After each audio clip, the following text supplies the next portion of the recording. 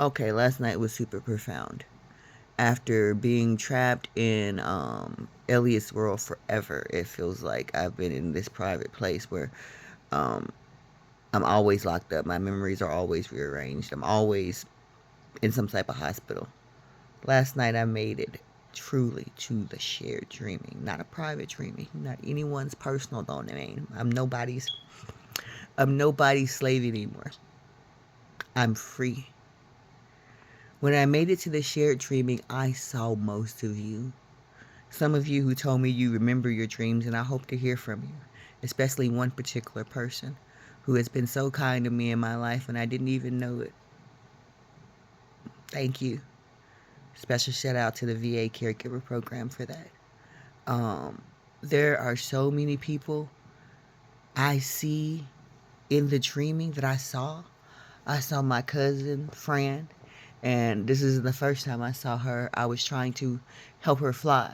She was jumping. She's short, man. It was so cute to watch. So cute to watch short people jump. I used to make her tease her about that all the time, but she was real short. She's a real short girl, and real top heavy, and so every time she jumped, it felt looked like she was getting ready to hit herself in the eye with a boob, and she couldn't really make the air. Then this guy came down and he was like, "Y'all should go all the way up to these." It was like this. You could think of them as school bleachers, but they weren't. It was this built up coliseum. He was like, "You should go up there and then jump off." And like I would have done it, but I felt like I'd been away from home for a while. But I was like, I surely am not gonna take my cousin to do it. And I don't think she was down because she disappeared as soon as that happened. Um, I also turned into a triangle and burnt a guy. I don't know why I did that, but I'm pretty sure it was something you did, sir. Because I'm not just violent. There were a group of people actually checking pineal glands, which never really been on the shared dreaming. Always been like in some type of gilded cage. Um, I did not know that you guys had that service over there. For me, at one point last night, I really thought I broke my pineal gland. I thought I broke my travel button. I was so disheartened. But what I really broke was I broke out of the web of lies. I really broke out of that marriage. I broke out some of those out of those bonds. And I made it to where I've been trying to go to finally tell people the truth of everything. I made it to where I've been trying to go where they didn't want me to be because I'm loud, I'm helpful, and I'm magic. Some of you got to witness that last night in the shared dreaming. And if you were one of the people who I saw, thank you. Thank you for everybody that hugged me. To that nice Asian man on the bridge, I cannot remember the name of all those authors you were spouting off. I'm sitting here trying to look at Russ or Rouse, but you spouted off so many authors. But it was the end of the dreaming, and so I was so sleepy. So I'm gonna make sure next time I try to pay attention. Um, did you know that when you go into the dream, if you have something in your hand that it could come in there with you?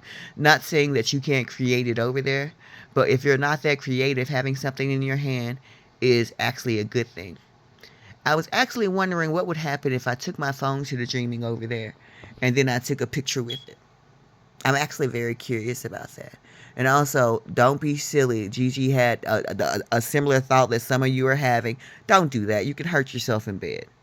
Don't hurt yourself in bed because you're trying to protect yourself and you're dreaming. There are other implements you can use that won't be dangerous to you or your pets to hold in your hand. Mine happened to be uh, um, a dab pen that you could turn on and heat up. And they work over there.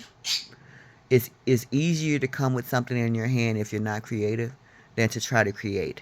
So those of you who have a stick of wood, something that won't hurt you in your sleep, and you want to put that in your hand in the dreaming because you go in there and you feel like you have problems, trust me, when you show up in the dream and you wake up to it, your body's going to realize you got that tiny Louisville slugger and the whole game about to change. I love you. I am so sorry about the way this world is right now. It's not the way it's supposed to be. Even Every god, every fae in the shared dreaming is checking pineal glands, is checking humanity. People are running through there with overuse because they've just now woken up. I met so many newly woken up people in the dreaming last night. People who didn't even know they'd been woken up in a dream and who thought they were just lucid dreaming, but you can over damage with overuse. You got to be careful. Traveling is work. You got to remember, you are not truly asleep when you travel. You need to rest up and be ready. Travel is not necessary every single night. Although it feels like you want to do it every night, it can become quite addictive. It's not necessary every single night. Meditate, declutter your mind, and bless you. Bless you to every single person who hugged me in the shared dreaming. And to that little girl who led me exactly where I needed to go. And then I disappeared on her and I came back and she led me again. Thank you for that. Thank you from the bottom of my heart. I've never experienced the dreaming like that. Like I said, I've always been in someone's cage. Last night I was cage free. And after that, now that I'm cage free, now I can show you things. I love you. I love you out loud. Ita, I see you.